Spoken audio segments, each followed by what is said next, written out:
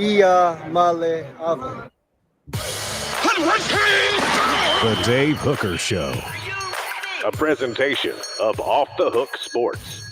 Objective insight, expertise, top guests.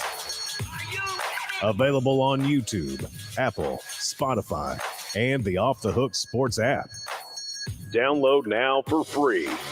Also available on offthehooksports.com. I compute and obey. Now to Dave Hooker. Ready. I figure I'd go ahead and get Nico's name out of the way since we're going to be talking about him early and often. And I wonder if Kirby Smart and Mel Kiper Jr. can pronounce Nico Ia Ame Lava. I ask you that because they've got thoughts on Hendon Hooker and Tennessee's offense and how it might affect the Vols in the pros. Mel Kiper taking a bit of a swipe at Tennessee former quarterback Hendon Hooker, and then Kirby Smart taking a swipe at the whole offense. So we've got a lot to get to on the program today. Also, Josh Ward joins us for each and every Thursday. We're excited for that. And we'll play a little bit of four downs with him and talk about Tennessee's second-year players and what you can expect out of this crew that is getting deeper, the underclassmen in general. And in honor of the Masters, who would be your all-vol foursome? We're going to find a way to give things away at the end of the program. And Tennessee's 2023 strength of schedule ranked near the bottom of the SEC. Good morning, Caleb Calhoun. How are you, sir? I'm doing great. I actually have a golfing type shirt on in honor of the Masters. You do? I think might be a raincoat, might be appropriate for the next couple of days. Yes, that is true. I always wondered why they started these. I always wondered why they start the majors in golf in April and why they start like the stakes races for horse racing, the major ones in early May. Like you're just asking for muddy and rainy events. You guys should be doing all of these in late May into July. I would agree with that. I think that's a good point. Move it back a little bit. Now, you might have horse stroke if it gets too hot. Oh yeah, because they treat the horses so well nowadays. Yeah, horse stroke. Get it? See what I did there? All right. So I said good morning. If you're watching at different times in the evening, know that we broadcast live on YouTube each and every day at 10 a.m. Eastern. So love for you to join us. If you're watching the replay, those have been red hot, and we appreciate that. So thanks for taking a peek. Check out offthehooksports.com for the latest on the Vols. And also, you can get any of our podcasts via any podcast platform. Turn your notifications on. Like, for instance, today we're going to have Cooper Mays. We're going to have Jacob Warren. You might not know that if you didn't have your notifications on. So we get right to it, and it's time for What the H? And it's brought to you by Craft Treats. I'll tell you more about Craft Treats, the best treats for your pet, and a special promo code. What the H? What the? What was he thinking? Release the hounds. The Dave Hooker Show. Keep cool. A presentation of offthehooksports.com. Good morning to everyone on the message board. Or good evening if you're posting during a replay. I want to remind you to go to crafttreats.com. The chill pills have CBD in them, and they will help with your pet's digestive issues, arthritis issues, or even just social anxiety. They're awesome. Use the promo code Off the Hook. That's the promo code Off the Hook, and you will get 20% off, and they have other pets non-CBD as well. Crafttreats.com, crafttreats.com. Off the Hook promo code is what you need. Your thoughts on Kirby Smart as a guy who pulls strings a little bit, Caleb, because I believe Nick Saban is one of the best I've ever seen at pulling strings. Like Lou Holtz was great at poor mouthing. Nick Saban is great at pulling strings, and he gets things changed. He gets referees to up and maybe call the game a little bit differently. He gets the media to treat him the way he wants to be treated. I think he is very good at orchestrating things. How does Kirby Smart compare in that regard to, in my mind, who would be the Sith Lord Nick Saban of pulling strings. I don't think he compares at all. And that's because Nick Saban, I haven't seen Kirby Smart get anything changed on his behalf. Nick Saban, you're right, at the very least tries to, and he pretends he's doing it from a principled point of view. Now, there's two thoughts with Nick Saban. I don't blame Nick Saban for doing it. That's your job as a coach, to do whatever's best for you and the program you're running at the time. I will call it out, though, and I've always tried to call it out with Nick Saban. Kirby Smart, if we're talking about what he said yesterday, comparing Georgia's offense to what is obviously a shot at Tennessee, you ready for this? Everybody ready for this on the message boards? I don't have much of a problem with it. Well, let's get to the comment. So I think this will be the next phase in Kirby Smart's evolution as a coach. I think it will be to pull some strings. And I think when you have a couple of championships in your back pocket, you have that sort of power. I'm not sure he wielded that even last year after one championship. So here is what he had to say about offenses in the SEC and the quarterback position. You tell me if you think this is a shot at Hendon Hooker. Demeanor and communication. So, like, I can get the stats, but it's like a true quarterback is a decision maker. In our system, because some systems take all the pressure off the quarterback and they just go really fast, we don't do that. We're a quarterback-driven offense. So can you process the information? That means get the signal, get people lined up, then see what the defense is in and figure out, are we in the right situation? Which of these three choices Coach Bobo's given me am I going to utilize on this play? And then the play happens, and there might be a mistake or a breakdown, and you not go full metal jacket and have catastrophe mode and put us in a bad situation. So, decision making is the number one thing I want to see at the quarterback position. Can you make consecutive decisions over and over that don't cost our team games? Because we have enough playmakers and we have enough plays that you will make a play inevitably. Don't make a bonehead play. And that's what we're trying to avoid. Okay. So that's Kirby Smart saying this after Georgia loses Jake Merklinger. Coincidence? Maybe, but I find these comments always interesting when they come after recruiting. So there are three, I thought, main objectives, and I think he went to the microphone to pass along these objectives. I don't think that was a flippant, nonchalant comment about the speed at which some offenses run. That's a shot at Tennessee.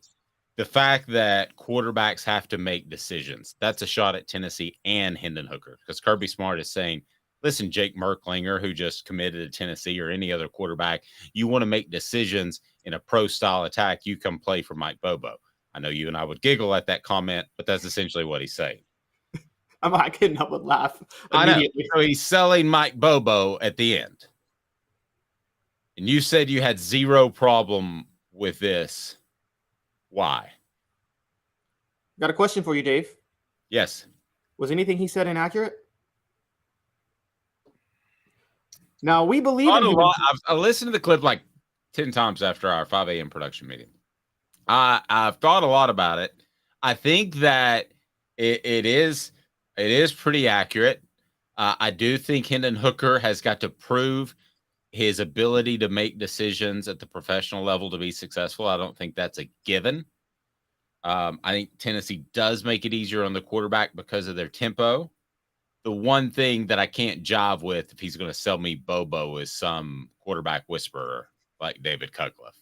So I can't jive with that. But as far as the other stuff, yes, those are shots at Tennessee. Those are shots at the way they play football. You could read this as a Georgia fan of, he's just kicking the dog while it's down. He just beat Tennessee. What does it matter? He doesn't care. He's just talking about his program.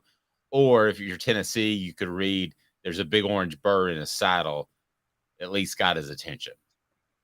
But right now, I mean, to me, that sounds like Nick Saban of 15 years ago, Caleb, when he's just starting to have success and he's just starting to try to use the SEC as clay in his hands as he molds it. That sounds like the beginning of a guy that's going to try to affect the direction of the conference for years. I mean, it does. It sounds like he's trying to affect the direction of quarterbacks. And I mean, I'm going to be honest with you. I understand why Jake Merklinger committed to Tennessee and Josh Heupel, but I would have said Jake Merklinger might have been a better fit in Georgia had Todd Monken still been there. I think the whole reason he committed to Tennessee is I don't think this is the part you got right. I don't think he trusts the idea of playing for Mike Bobo. No. I'm going to be honest. That's a huge reason he committed. But Georgia's not, yes, they run a simplistic pro style, well, not simplistic. They run a pro style offense. They don't run it as simplistically as Nick Saban used to run it in the early 2010s when he had Jim McElwain, the Shark, running the offense before Lane Kiffin. It's not that simplistic. It actually is a little creative, does probably prepare quarterbacks better for the NFL. There's a reason the Ravens wanted Todd Monken. There's a reason they went after him.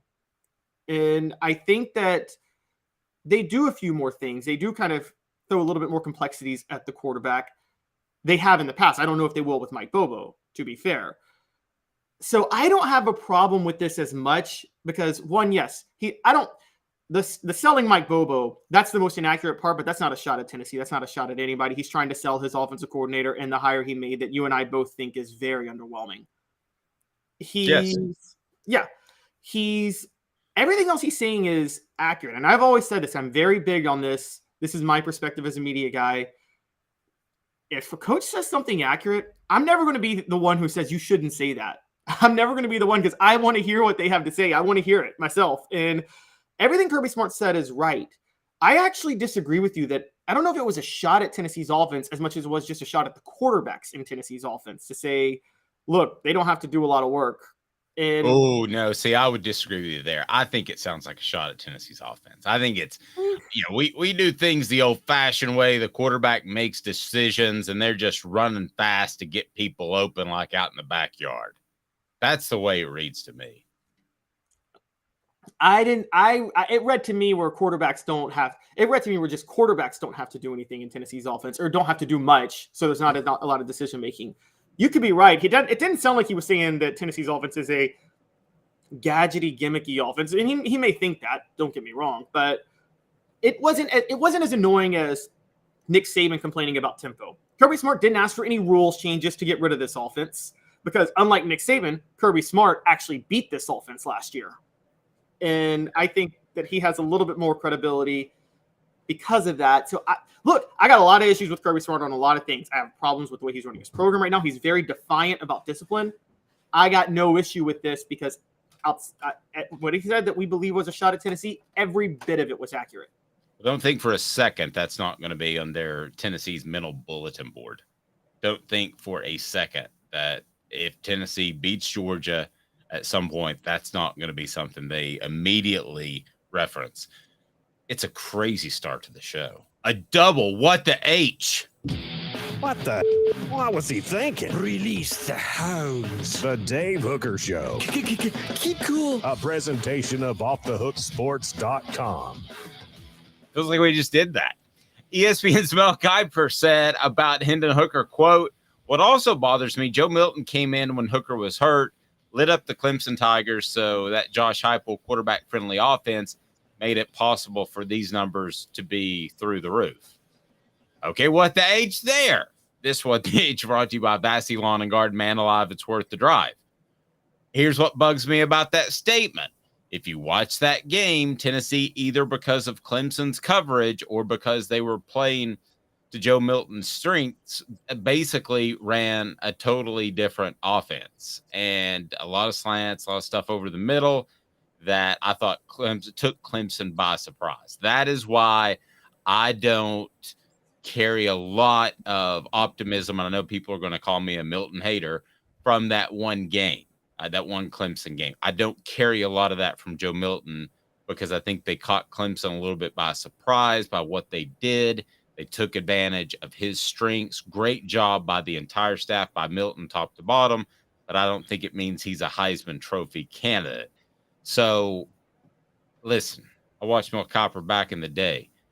He reminds me of the Blue Falcon, if anybody remembers that, and Dino Mutt going way back. But come on. If you watch that game, you got to realize that Clemson a little bit didn't want to be there, and Tennessee took advantage of a situation in which Joe Milton was a great fit. But that doesn't mean that they just plugged and played another quarterback. And against Vanderbilt, he was very limited with the one deep pass and a terrible rainstorm. I mean, come on, this is a little too just on the surface topical, easy thing to say for somebody like Mel Kiper. Mel Kiper exposed himself with this. I was friendly to Kirby Smart because what he said was accurate. I'm not going to be friendly to Mel Kiper because what he said is evidence that he does not watch the college football games at all. At all. This was an embarrassing quote from Mel Kiper. He should be absolutely ashamed of himself for this quote. Because feels like a leak. Feels like this is what some NFL team told him to better position themselves in the draft, is what it feels like to me. Yes, but Mel Kiper himself is a draft analyst. His whole shtick is I analyze the quarterbacks myself. I agree. You shouldn't rely on those. Don't get me wrong, but it just feels like an easy way to share some news that really isn't news. And he is embarrassing and humiliating himself by sharing that. Anybody, look, does Tennessee, let's get one thing out of the way. Does Tennessee's offense allow for quarterbacks to put up big numbers even if they're not ready for the NFL? Yes, absolutely it does. There's no debating that. If anybody thinks for a second what Tennessee did against Clemson is anywhere similar to what they did the whole season with Hendon Hooker, they weren't watching Tennessee. More importantly, you're right. Clemson didn't want to be there. If you ever analyze quarterbacks based on a bowl game, I said this for years, you shouldn't be a scout. This is the same Mel Kiper. We're seeing now why Mel Kiper thought Jamarcus Russell was a transcendent quarterback in 2007. Remember, that was Mel Kiper who thought that, okay? He probably just saw Jamarcus Russell's stats in that Sugar Bowl against Notre Dame and thought, this guy can play, without watching any bit of Jamarcus Russell his entire college career. Mel Kiper is turning into, if he says something, even true things said by him, I start to not believe. This is the most ridiculous thing. Yeah, I hate to say this. I don't like talking about other media members. One, that's always been a policy. And number two, I mean, he's getting up there in age, but I hate to say this, but I think he's kind of lost a little bit of his edge for a couple of years. And he had a really good source with the Giants, and he broke a lot of news, and he was in tight with the Mara family. So I think that carried him for a lot of years. I'm not sure that's out there anymore. The second, what the H of the day, brought to you by Vassy Lawn and Garden. Man alive, is worth the drive. Vassy Lawn and Garden has the industrial mowers, the commercial mowers. Toro, count on it. They're all right there in Cleveland. You can come from Knoxville, Nashville, or Chattanooga. You'll love it. Vassy Lawn and Garden, man alive, it's worth the drive. Hit that like button, thumbs up. We greatly appreciate that to make sure we bring into more people. If you haven't subscribed yet, what are you doing? Get on board. Mr. Jones said these so-called experts always hop up these garbage quarterbacks. Levis and Anthony Richardson were horrible. Anyone who watched football can tell you that. Totally agree. But I think there's something else going on, Caleb. I think there's something else going on, and I'm going to use Mel Kiper's comments as a jumping off point. I think there is with Hendon Hooker, you're just too good. You're just too good. You're like Tim Tebow reborn. You're like LeBron James, and both of those guys had big hype about their personality and their character.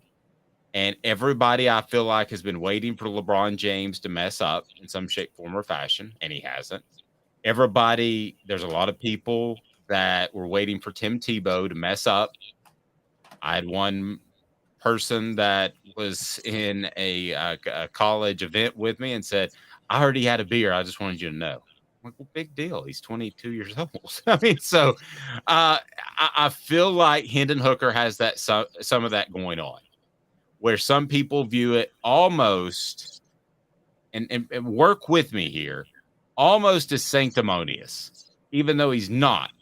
I think they're waiting for him to mess up because the story is too good and the character is too good. I believe people are waiting for him to mess up. I believe that firmly, just the way they were with Tim Tebow. That's possible. I think where Hendon Hooker is a little different, though, than Tim Tebow or LeBron James, or even, honestly, let's bring him out because he's beloved too, Peyton Manning in a certain way, who carried himself in a way that everybody respects. I think that with those guys, yes, they were genuine, they're decent people, but they were trying to craft an image of themselves. I don't think Hooker's like out here got a team around him, like thinking like every little thing I say, I got to craft this image of myself. I just think this is him. I completely agree. I think you're talking about the Kobe factor. I think Kobe tried to craft an image, and then we all know what happened or allegedly happened in Denver, and that hurt his image. I think Michael Jordan wanted the image. I look at the reason I picked out LeBron and Tim Tebow, one has been very open about his faith, one hasn't. But the reason I picked those two guys is there has been nothing off the court / field that they've done wrong to this point. They've proved to be genuine. There aren't a lot of those guys that are the mega stars. Let's face it. Especially with the Masters going on and Tiger Woods there. We've seen how south things can go. I just don't think people believe it. I don't think people believe that Hendon Hooker can be that good of a quarterback, that good of a guy, and go that high when you didn't know who he was a year ago. I think that's what a lot of people think, Mel Kiper included. How could he be so off on Hendon Hooker 12 months ago? I think there's also a little bit of laziness going on, which is I think people look at Josh. Yeah. People look at Josh Heupel's offense and they see how Drew Lock didn't work out in the NFL, and they just think, oh, every quarterback's a failure in the NFL in this offense. But that's not how things work. Every quarterback was a failure that came from the air raid to the NFL until Patrick Mahomes went to the NFL. And so just because a coach in college can inflate a quarterback's stats, and you have to question how good the quarterback is, how much it's the quarterback and how much it's the coach. That doesn't mean every quarterback that plays under that coach is not cut out for the next level. It's the other way around. Every quarterback can succeed under that coach, good or bad, but that doesn't mean every quarterback is not going to succeed in the NFL. Some will, some won't. And so I think there's just a laziness that, this, Dave. How many college coaches have we covered who had great track records with college quarterbacks that failed in the NFL? And I think people just immediately lazily say, oh, if you play for this coach, that means you're not a good quarterback. No, it just means if you play for the coach, it's not going to determine, or in a system, it's not going to determine how good of a quarterback you are. That doesn't mean you're not going to be a good quarterback at the next level. And again, Patrick Mahomes. Cliff Kingsbury is a Mike Leach protege. Everybody from that offense failed in the NFL, from Tim Couch to Graham Harrell to B.J. Simmons to you name it. But then came Patrick Mahomes, and he might go down as the best quarterback of all time. Portions of the program brought to you by City Heat and Air Conditioning, cityheatingandair.com, cityheatandair.com. Integrity matters. You might not need a whole new unit when the temperatures get warm and something clunks out. They can fix that. Mr. Jones throwing a lot of heat on the message board, and these so-called experts always hype up these garbage quarterbacks. Amen to that. AR hit the ceiling at his pro day, not on purpose, just because his accuracy is horrible. I did see that. I'm not exactly sure. Lastly, Travis says, I think Hendon Hooker has two noticeable flaws. One, being middle of the field accuracy, agreed. And two, being sacked, especially the big ones.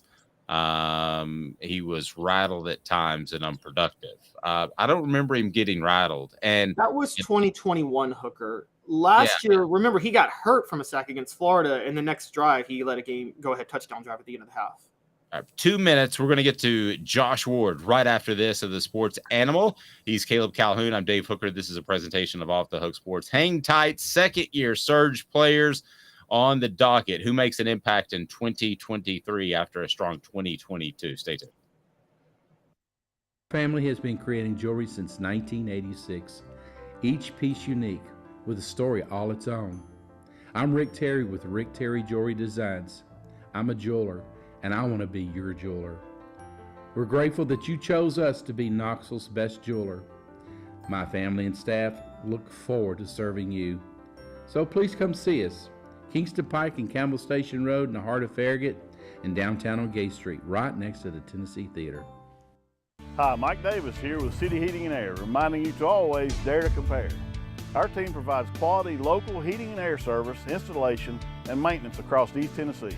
We use only the best equipment like American Standard Heating and Air Conditioning for your residential, new construction, or commercial needs.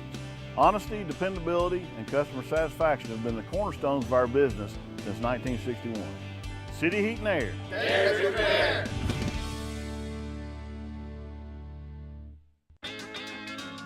Craven Wings has the cleanest, healthiest wings in town. We pride ourselves on our slogan, always fresh, never frozen.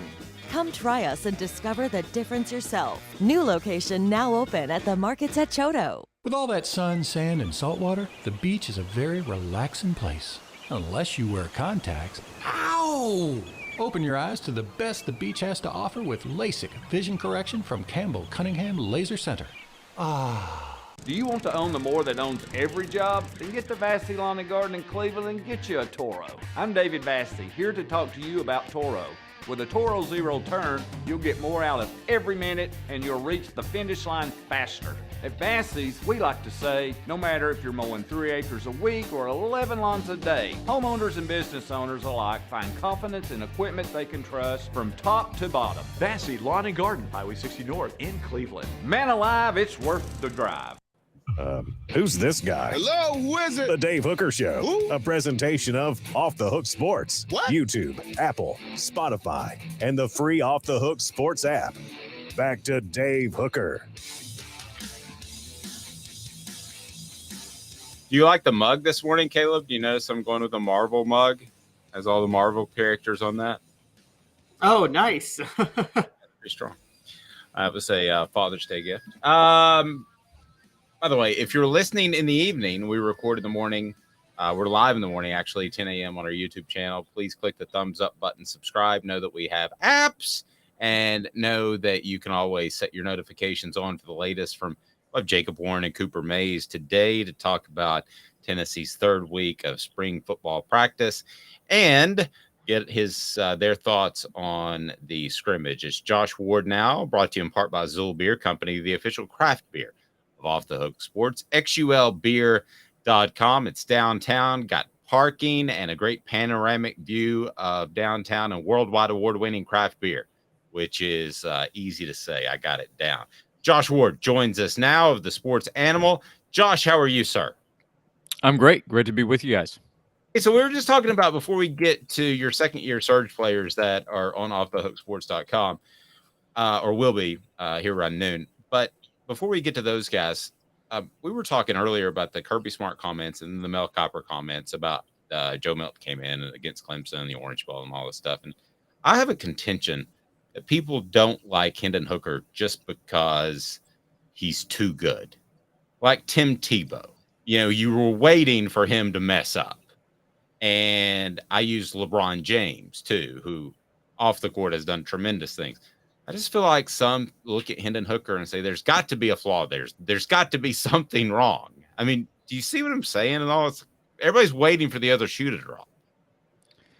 Maybe so. I think most people like Hendon. He didn't make it to New York for the Heisman, and that still is a little confusing, but I think there's a good chance he would have been there if he hadn't suffered the injury and just exited the conversation at the end of the season after the South Carolina game. And Tennessee lost that game. That didn't help. So I find that a lot of people like him, but with what Kirby said, I think it's natural, especially if you're talking about a program that's going to try to hold off Tennessee. And Georgia doesn't have to worry about Tennessee, but has to be aware of what's going on with the program. It's easier if you're in that position to try to dismiss what Tennessee is doing and point to the system, which then ends up being kind of an attack on the player. And there's an NFL draft aspect to that, but over the last several weeks, despite what Tennessee's system is, a lot of analysts are coming out saying, man, I really like this Hendon guy, and I think he really impressed NFL teams at the Senior Bowl and during the Combine and then Pro Day process that he's gone through. So I think a lot of people like Hendon, but I do think it's natural when you see someone have success quickly, kind of out of nowhere, to try to find reasons to dismiss that. Let's talk about your second-year surge players that'll be on offthehooksports.com. And this would be, I would think, the year after you get players a full year in your system that you would start to see the impact of Josh Heupel's recruiting in reality. Like we saw some Dylan Sampson last year, but I mean, this year to me is where you really start to see some traction there. Yes, Sampson's a part of that piece, and he played in a couple of games where fans were able to see exactly how effective he can be in Tennessee's offense with his burst, his speed. In that second half against Missouri, he had a couple of plays where he kind of shot out of the backfield in a way that his teammates are not able to do. Not a knock on them, but he had a different ability that could really be effective in Tennessee's offense, especially with as fast as it goes, with the speed that he has on the field. But he also had some understandable expected flaws. In the LSU game, he's in playing, and that was a game where he's going back home, but made a big mistake in pass protection, got Hendon hit, ball pops out loose. He hadn't made a heads-up play to grab the ball, but pass protection is always the number one question for a freshman running back, and it was the number one concern Tennessee coaches had, and he talked about it this week. So Samson, guys on the edge on defense have to step up. Joshua Josephs and James Pierce. With Byron Young gone, it's not just Josephs and Pierce, but they stand out from a talent standpoint. We saw Josephs play last year. It's obvious the staff likes him. If they can play at a higher level, if Pierce is a guy that they can count on to go along with Tyler Barron and Roman Harrison, then Tennessee's defense on the edge could be more effective than it was last year. And then one other guy, Squirrel White, I even wrote in there, does he count? Because we've already seen him kind of surge a little bit in the Orange Bowl, but he is obviously a second-year player to watch with an expanded role likely this upcoming year. Josh, is there a bit of, I don't want to use the word frustration, but I really don't have a better term, with Addison Nichols in the sense of there was a lot of hype behind him last year. As a freshman, he seemed to show flashes of becoming great. Now they're actually having to work him into the rotation because there is no backup behind Cooper Mays.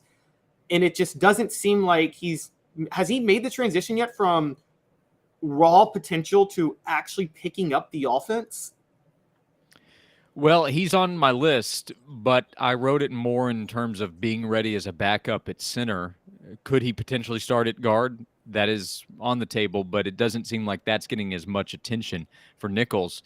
A year ago, during the spring, Josh Heupel said Addison Nichols is going to be a great player and made sure to emphasize not good, great for Tennessee. He is just entering his second year, and that can be difficult on the offensive line in the SEC, but he was a highly touted player that Tennessee targeted and went after very quickly out of the Atlanta area. So I don't know if there's frustration with him. Let's find out how the next 10 days go, and if we see him in the spring game playing a vital role on the starting line with Cooper Mays having been out.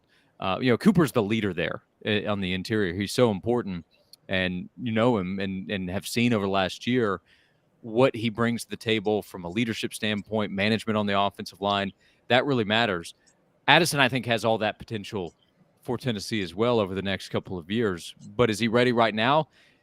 They may need him to be. Either in a backup role or if nobody else emerges that they're comfortable with at left guard. Another guy that you mentioned, second-year surge story going on up around noon today from Josh Ward. It'll be on offthehooksports.com. And Tennessee wants to play vertical in this defense. And I think that's going to continue even as they get more depth. I think they want to be an attacking style. So how important is it that Tyree West gets north and south, young man? Well, it helps that they have a number of guys. See what I did there? The north and south end, young man. Tyree West. North a little bit. I mean, we have to stop and point it out. It's kind of brutal. I thought it was too layered, though. Go ahead. Sorry. Yeah, we'll turn east as quickly as possible after that one. But I think he's important because he's one of the most talented defensive linemen.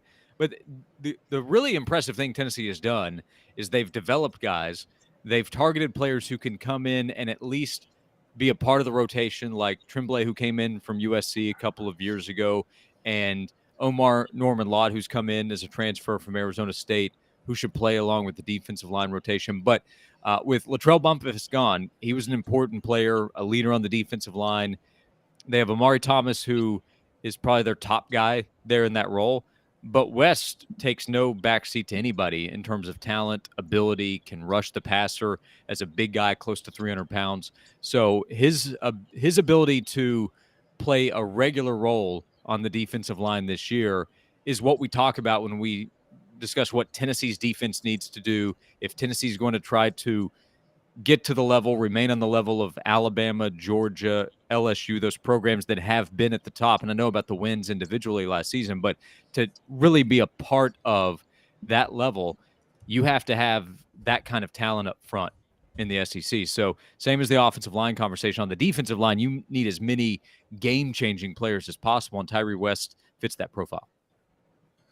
Something we didn't see as much last year because of the profile of the defensive lineman that we saw in 2021 was you brought up Caleb Tremblay. I didn't know a word to use at the time, so I called it like a hybrid defensive lineman because Tremblay and Jaquan Blakely could both play in the middle or on the edge because they were kind of that tweener size. They were like in the 270 range.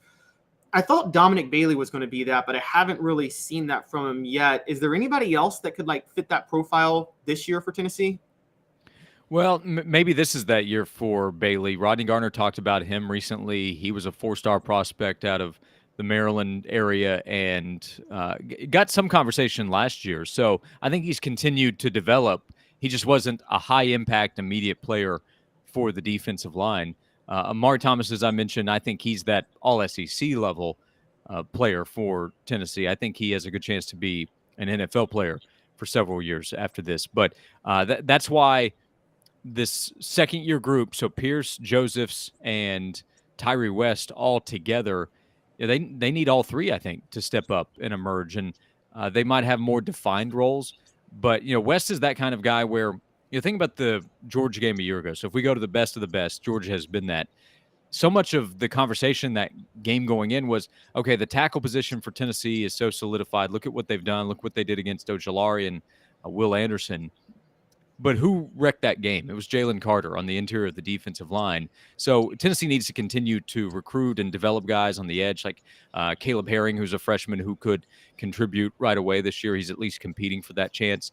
But on the interior, they need more guys that can be difference-making players. And I think Amari has shown that he is that for Tennessee, and Tyree West is going to have a chance to be that too. But Dominic Bailey is for sure a player that they're going to count on in the rotation. Omar Norman-Lott, who I mentioned. So the names and the number of players that they can count on is starting to add up. Think about all the different positions. Typically, when we talk about depth, we're talking about in case of injury. That's not the case on the defensive line. When we talk about depth, we're talking about guys that need to play. Great stuff on second-year surge, guys. That'll be on offthehooksports.com. We're still blowing up with the Hendon Hooker talk after we talked Kirby and Mel Kiper Jr. earlier in the program. Let me get both you guys to finish this sentence. Tennessee fans want more out of Josh Dobbs in an NFL career than any player since. I'm sorry, did I say Josh Dobbs? Hendon Hooker. I just feel like Tennessee fans really want him to succeed in the NFL the most since. And you guys fill in the blank. Would it be since Josh Dobbs? Would it be before that?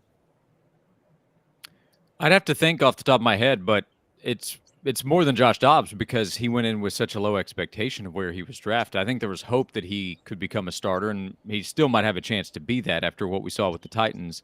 But right now, Josh is still in a backup role going back to Cleveland.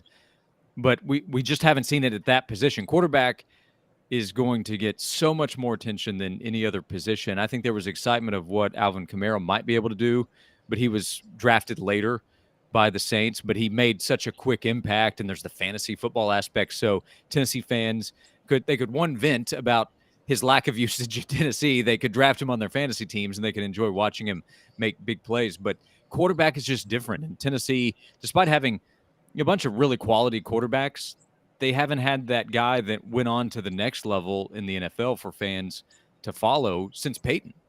I mean, that's how long it's been. So could it be T. Martin, since I think a lot of people wanted him to have great success in the NFL because of what he did in 98?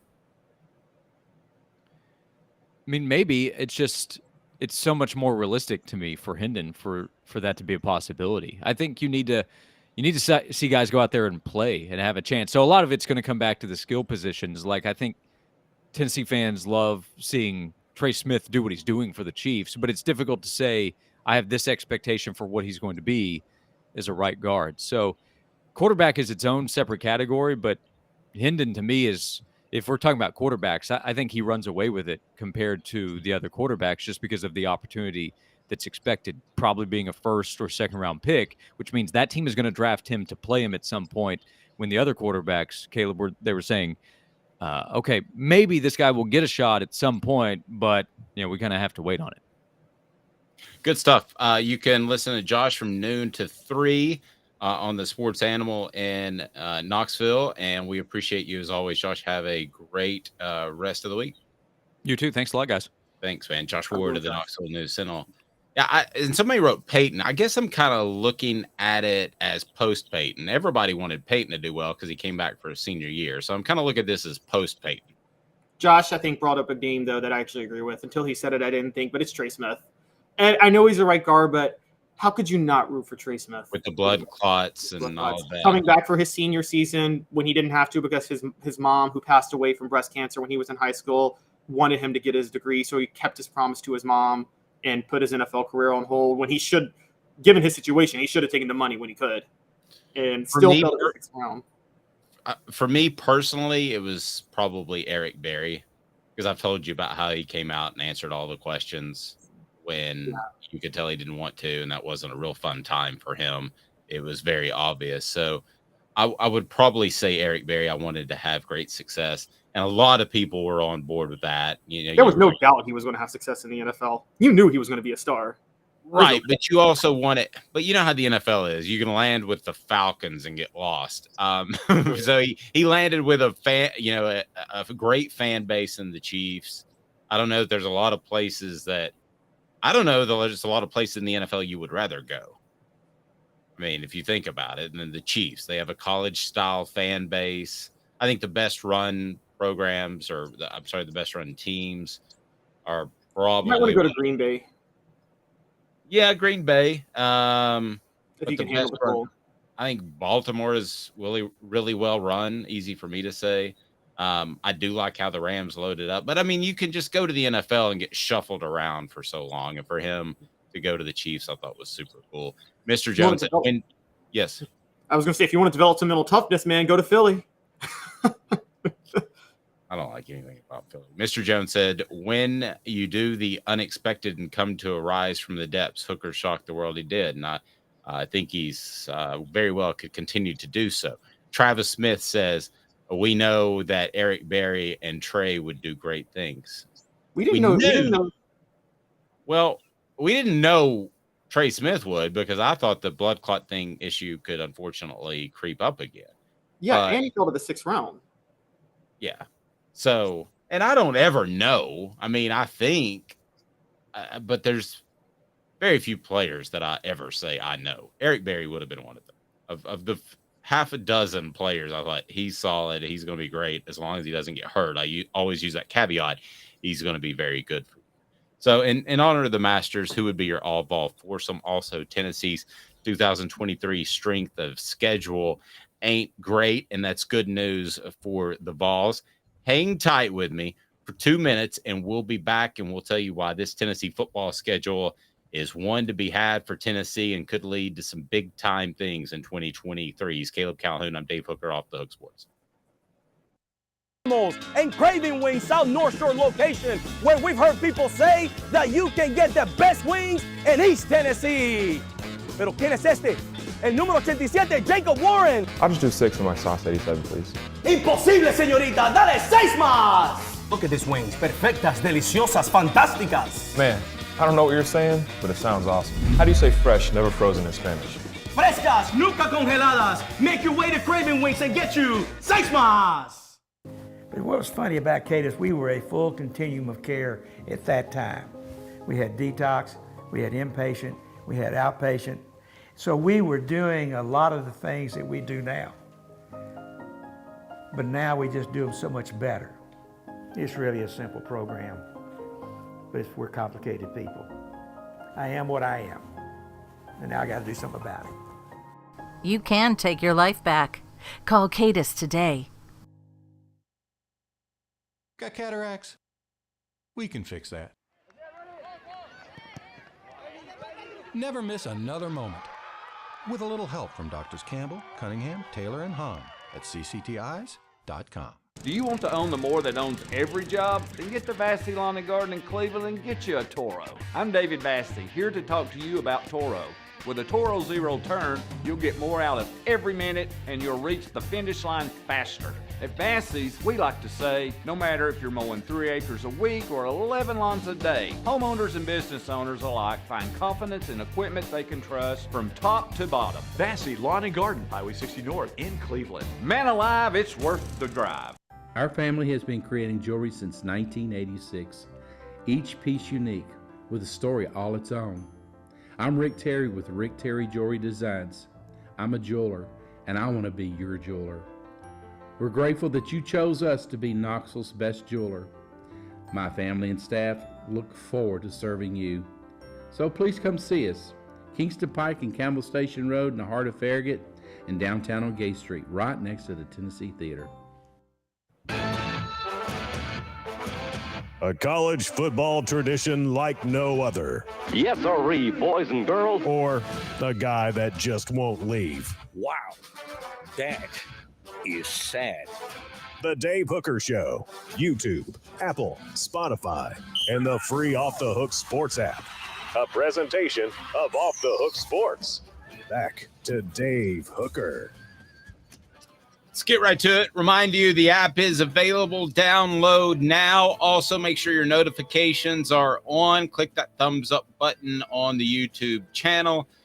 Notifications are important. We'll have Cooper Mays and Jacob Warren today. We look forward to that as always. And I want to work in a special edition of Four Downs as we're going to talk about Tennessee's football schedule upcoming and how it ain't that tough, which is good news for the Vols. But first, I took a deep dive into Tennessee's secondary yesterday, and that is on offthehooksports.com. So let's talk a little spring practice with Four Downs, brought to you by Andy Mason, realestate.com. Four Downs. 4 questions. 4 answers. The Dave Hooker Show. Four Downs. A presentation of offthehooksports.com. So breaking down Tennessee's secondary a little bit, you can check that out on offthehooksports.com. And there's actually competition. Willie Martinez, Tennessee's defensive backs coach, pointed that out. They've had injuries previously in spring camp. They've, of course, had transfer issues that have hurt them on defense after the change from Jeremy Pruitt to Josh Heupel. But this is a deeper group, actually 5 incoming players that were midterm enrollees, all competing for jobs. So the fact that this is a deeper group, first down, Caleb Calhoun, how encouraging is that for the Vols this upcoming season in 2023? So it's deeper, but we are talking about 5 guys that are midterm enrollees, and they're about true freshmen, essentially.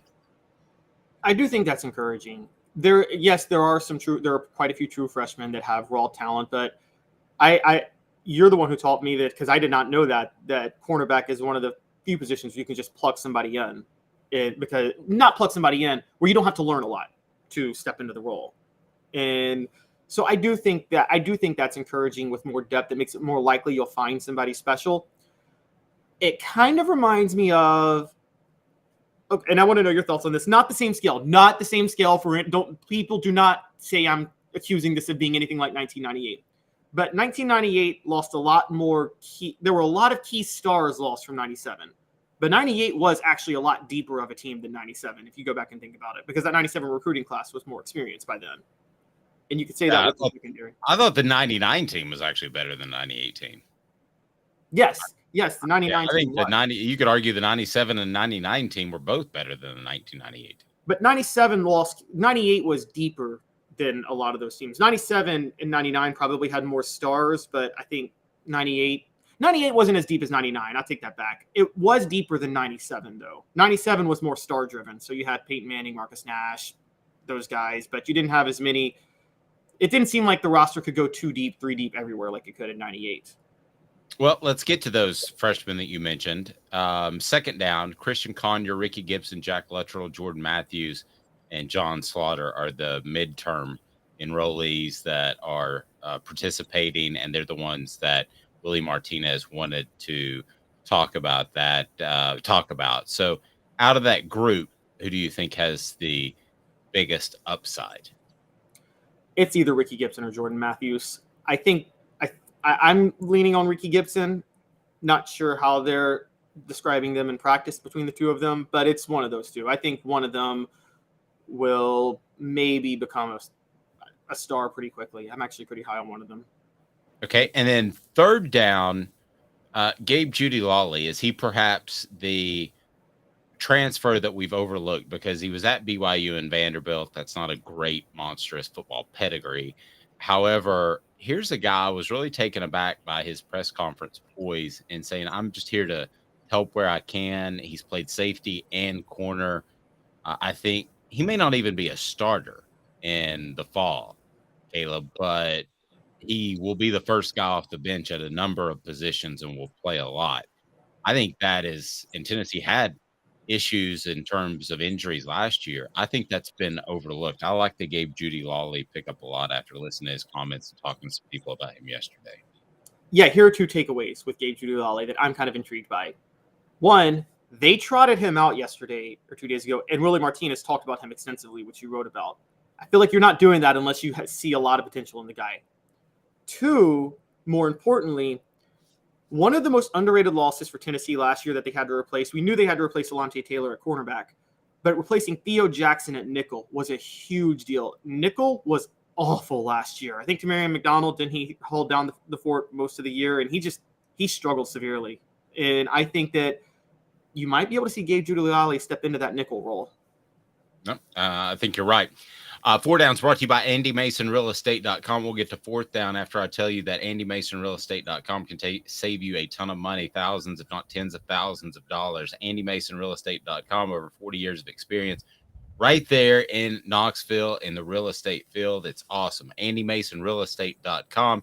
It is absolutely the best service and the best prices from any realtor in Knoxville. How's that? So this Tennessee defense and in the secondary, here's fourth down, ranked 12th among passing yards allowed.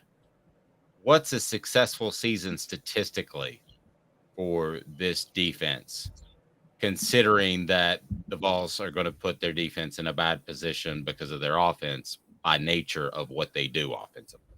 What's a good season? Well, first, let's point out that yards allowed is a completely overrated stat for this defense. They run tempo. There are so many possessions that they're just going to allow a lot of yards. I think we both agree with that, right? Yes, no doubt. So the question then becomes yards per attempt. And I would say a successful season for this defense would be giving up less than 7 yards per attempt through the air. How about that? Don't give up 7 yards per attempt. I'll make it a little bit more simple. At the end of the day, whatever statistical measurement we use, they need to be in the top half of the SEC. Okay. I mean, Tennessee is recruiting at a level that its coaches should have them, if not this year, then really soon, like 2024. I don't know. They should be top half. I'm not saying they need to be one or two because of the offense that they play. They can be top half offense in the SEC. See, I'm going to have an issue with that because I don't think it's possible.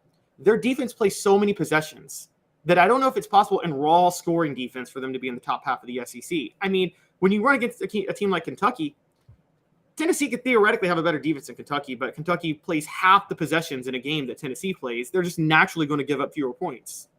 Well, but if Tennessee doesn't start to develop a little bit of a 4-minute drill on offense, that's always going to be a problem. So I'm assuming that's going to start to happen, that once or twice a game when they have control, once or twice a second half, that they're going to be able to control the ball instead of just scoring at will quickly. I'm assuming that's how they develop as a program. So as a program, I think Tennessee's defense needs to be top half in the SEC. I don't think that's asking too much, even with the up and down offense. I think they should be top half in yards allowed per play. I focus in this day and age in football. I'm real big on yards per play, points per possession, those type of things. Yeah, I mean, I'll take that metric. That metric works just fine for me. Check out that on offthehooksports.com. And then we're going to get to Tennessee's football schedule, which, again, ain't great, but also we've got a fun game that we're going to play. Who would be in your all-time ball foursome as the Masters is ongoing. So that's always a good thing to do. So hang tight. 2 minutes back with you, and opportunity to give away some stuff and also break down Tennessee's schedule for next year. The Balls are in pretty good shape. Hang tight. and Craven Wings South North Shore location, where we've heard people say that you can get the best wings in East Tennessee. Pero ¿quién es este? El número 87, Jacob Warren. I'll just do 6 of my sauce 87, please.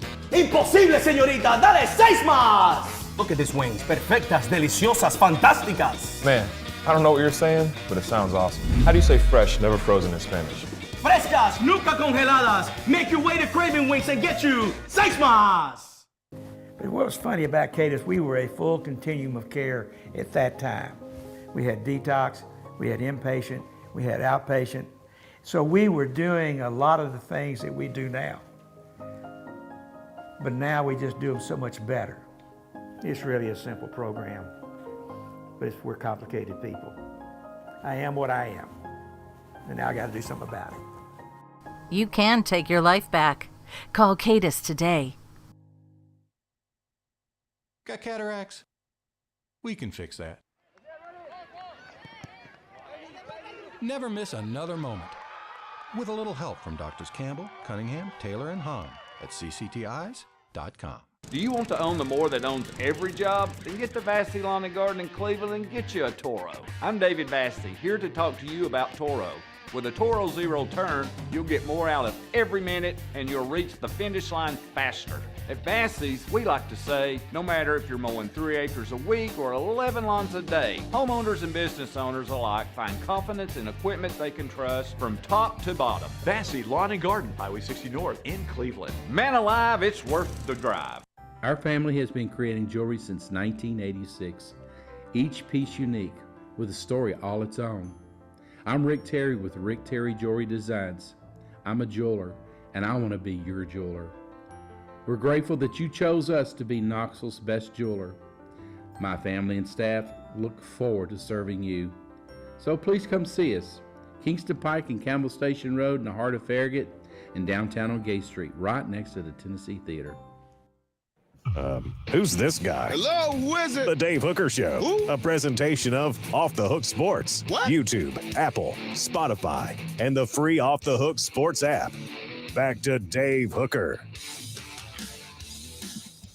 We all knew it, but College Football News put it in print or online. Tennessee's 2023 strength of schedule in football ain't real good. Caleb Calhoun, where does it fall as we take a peek into 2023, brought to you by Campbell, Cunningham, Taylor, and Hahn? It falls 11th in the SEC, which you have to love if you're Tennessee. And a big part of this is let's call it what it is, abysmal non-conference schedule. When Virginia is your toughest team, you got to love that if you're Tennessee. You guys cannot, you can't, if you're a Tennessee fan, you can't be happier about that. For the last year, okay? After that, Tennessee needs to schedule some big boys. The fans pay too much. They deserve to see quality opponents, and you can make a 12-team playoff even with a couple of losses. So this is it. You need to see Notre Dame coming back into Neyland Stadium. You need to see big-time programs coming into Neyland Stadium, and that's what the fans deserve. The fans don't deserve Virginia and Nashville, Austin Peay at home, University of Texas San Antonio at home, and then UConn at home. Those are not cool, fun games. So, yes, you're right. The schedule is easy. Tennessee should win a minimum of 9 games with this schedule, and it works out well in the growth and transformation of this program. But if it goes beyond this year, I'm going to get on my high horse and stand up for Tennessee fans that dole out thousands of dollars to go to games and have to go see UConn. Let's be fair for a second here. There's 2 ways to measure schedule. There's the power teams you play, and you're right, Tennessee gets a couple of breaks because they're getting Virginia as their power program, which is hilarious because that's really funny to say out loud. But more importantly, their SEC West foe on the rotational scale this year is Texas A&M, and I think you and I both agree the bottom is about to completely collapse under Texas A&M. Yes. There's another layer when you judge these schedules, though, which is how good are those group of 5 games they play. Austin P, those type of games, you're always going to get one of those on the schedule every year. You're always going to get an FCS game. I'm fine with 2 of those. Oh, okay. All right. Well, they're always going to do one, and then you usually play 1 FCS, 1 Power 5, and then 2 group of 5. The 2 group of 5 Tennessee plays, here's an underrated part, maybe the toughest 2 group of 5 foes anybody in the SEC plays this year. Texas San Antonio, back-to-back Conference USA champions. They were 10-0, 11-0 a couple of years ago, and trying to jockey for a college football playoff that they had no business getting in. But pretty good for that level. UConn just went 6-6 and 6-7, made a bowl in Jim Mora Jr.'s first year there. There is a strong belief they could take that major second-year leap as a smaller program under Jim Mora Jr. in 2023. So 2 decent group of 5 schools. Tennessee's going to beat them both. I'm just saying. Yeah. Think of 2000 Southern Miss. Remember that one? Yes. It's like that. Or I think of 2005 Marshall, Stan Hill. Remember him? 2003 Marshall. The 2003. Was it 03 Marshall or 06 Marshall? They played Marshall twice. And Stan Hill, if he doesn't turn his ankle, they pull the upset. I thought it was. Was that the one where they got locked in a shootout and Marshall was keeping pace with them for a while? Yes. Yeah, that was 2003. Well, I'm fine with these schedules if that's what you want to do for now, but it's over after now.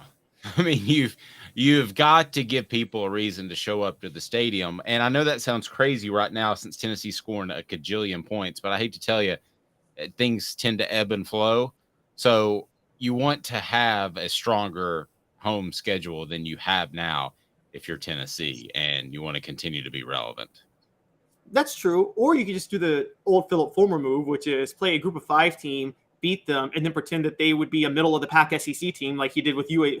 Remember the 2005 opener against UAB? Yes. Yeah. And they barely win. I don't think that would have been a middle of the pack. I would never forget Fulmer he spent the whole week trying to make UAB seem like they belonged in the SEC. Campbell, Cunningham, Taylor, and Hahn, they know better because they can see clearly, and they're local. Love Campbell, Cunningham, Taylor, and Hahn. I had LASIK correction vision surgery, and it works fantastic. No contacts, no glasses. Absolutely love it. Campbell, Cunningham, Taylor, and Hahn also has local doctors. They are fantastic. One person on the message board said that they were concerned about Virginia. That's not a team that you mentioned. Should Tennessee be concerned about Virginia? Well, they shouldn't be concerned about UConn or University of Texas San Antonio, the great Riverwalks, and you brought them up. I brought them up as good group of 5 schools, but Tennessee should never lose to a group of 5 schools unless Jeremy Pruitt is coaching. The San Antonio Riverwalks. That would be a great name for them if they ever got an NFL team. Spent a lot of time in San Antonio. If you need to know the ins and outs in San Antonio, I got your back. I've been there twice. It's a nice city. I do love San Antonio. Nietieta is the best Mexican restaurant, but I'm not worried about them coming to Knoxville and beating Tennessee. So when you look at the schedule, anything short of and we're not getting caught up with ourselves because Tennessee won 11 last year, but anything short of 9 wins in the regular season would be a disappointment. Huge disappointment. Let the expectations begin. This is a schedule of, this is probably one of the reasons you were right to turn on Dooley and he should have been fired, because even though the SEC schedule was brutal in 2011 and 2012, their non-conference schedule was awful. Remember when their Power 5 team they played one year was Butch Jones and Cincinnati, and that was a Big East team? And yes. How did Cincinnati do in that game? They got draxed, if I remember. Didn't they? Well, the bottom line is, if you want to schedule a program, the worst type of team you could schedule is the Cincinnati. You either want the big name, right, or you want the easy win. And one of the easy wins, here's how I would formulate it. So how many out-of-conference opponents are we going to have in this new expanded SEC? We don't know. They haven't. They don't know if they're going to do a 7-1 or a 6-3, where you play 1 permanent team and rotate 7, or 3 permanent teams and rotate 6. So it's either going to be 8 or 9. We're not Okay, sure so let's say I got 9. All right, let's say there's 9 conference games. This is pretty simple. An in-state school to keep the money in-state, a big name opponent home and home, and another So by tough, this is what I mean by tough. One tough game, another team you can beat easily. That will help you. That will help you in recruiting. That's what I mean by tough. That's not tough. But the one tough would be Notre Dame. Oregon pops into my mind. UCLA. I'm not talking about their standard of football right now. I'm talking about their tradition over decades of being a stable, good program. Not University of Texas San Antonio. Yeah, well, you're still going to get the Texas. You're still going to get those Group of 5 games, but Right. And I'm not just ripping on UTSA, but I just listen. You need to bring in a quality opponent every other year. Texas San Antonio is the best team from Texas. Tennessee is going to play this year. You heard it here first. No, that's not true. Texas It A&M is. will be better. No. I would bet on Texas San Antonio to beat Texas A&M this year. Texas A&M, bottom is falling out. I am telling you. I'm calling like 3-9 this year. They're gonna start ugly, kind of in the middle of the pack rebound, and then just collapse down the stretch. It's gonna be like what happened to Alabama in 2000. The toughest schedule, by the way, goes to Caleb. The toughest schedule goes to Alabama, which fuels my point that they're having a rebuilding year, guys. This is going to be Nick Saban's worst team in 13 years. Well, see, here's what I understand about Alabama. They play Middle Tennessee at home. Oh. Yeah. And then they play at USF. Who scheduled that? And, if you look at their non-conference games, my goodness. Chattanooga, they host Chattanooga. I mean, why are you going to USF?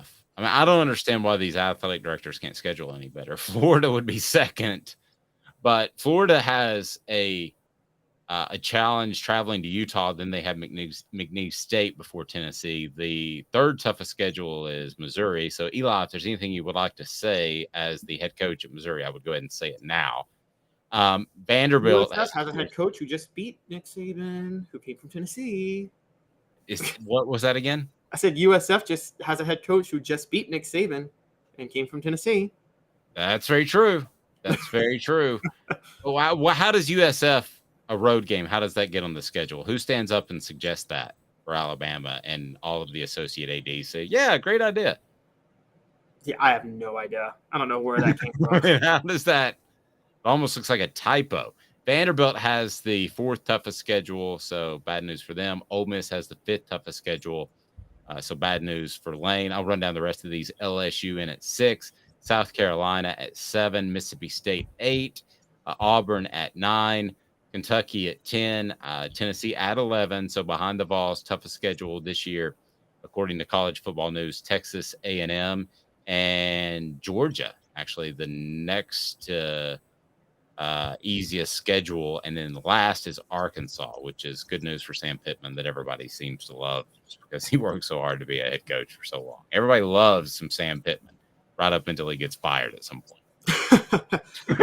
That is true. I'm looking at you have ESPN loving on Sam Pittman until the point that Chris Lowe breaks the fact that he just got fired. Texas A&M is going to lose to every Power 5 team they play this year. Their wins are New Mexico, Louisiana Monroe, and Abilene Christian. You're just throwing out predictions left and right. I feel as if I should stop you. I think they would be able to beat Mississippi State because tragically Mississippi State's going to go through a rough year this year. I think we all agree. I hate what happened, but they are. But Texas A&M gets Mississippi State in November. They will have already quit on the season and Jimbo Fisher by that point. Jimbo Fisher may have already been fired by then. So, yes, Jimbo Fisher is not.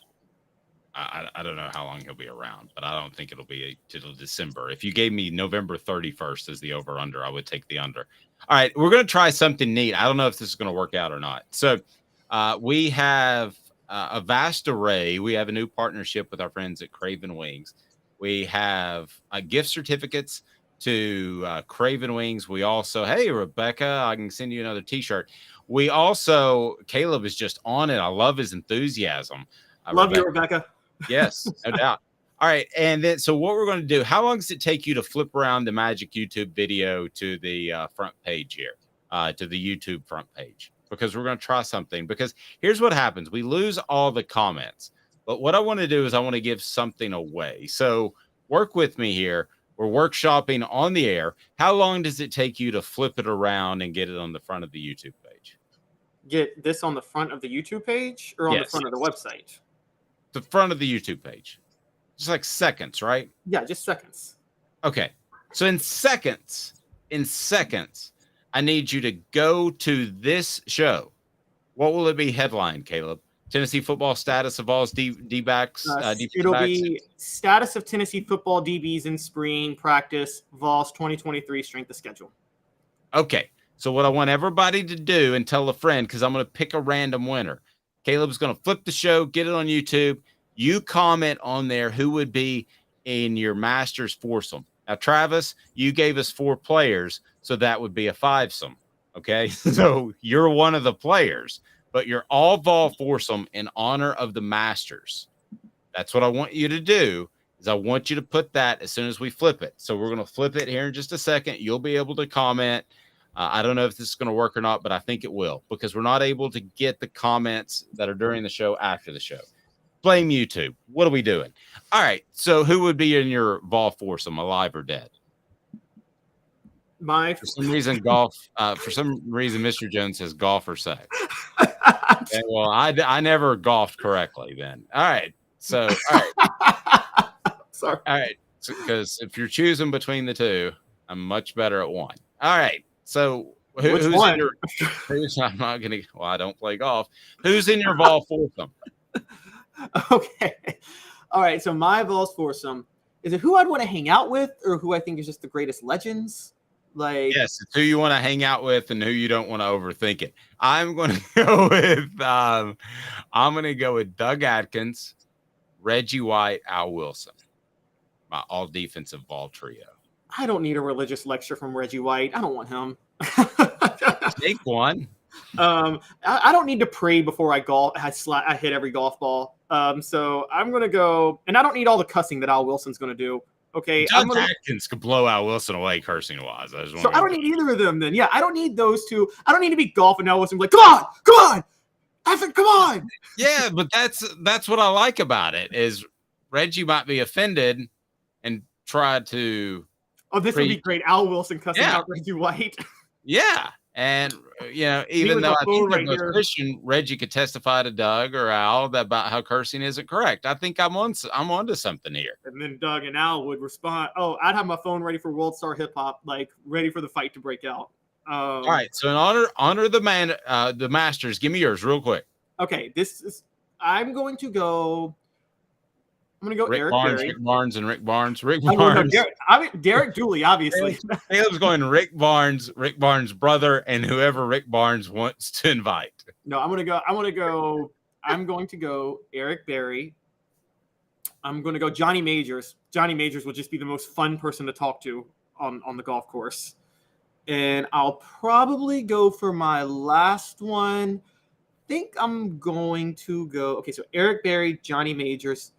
And he got me. I'm gonna go Al Wilson. Even though he's got the intensity, it'd be fun. Oh, somebody said Pat Summit. We should have had that on there. All right. Flip it over, Caleb, and comment on the message board. I'm gonna pick a winner today that I think's the best. Candace Parker, too. That should have been mentioned. Oh, you're right. Al Wilson's off, Candace Parker's on. Eric Berry, Johnny Majors, Candace Parker. I think Al Wilson would agree with that. He's Caleb Calhoun. I'm Dave Hooker. Flip it. Comment. This is Off the Hook Sports. Have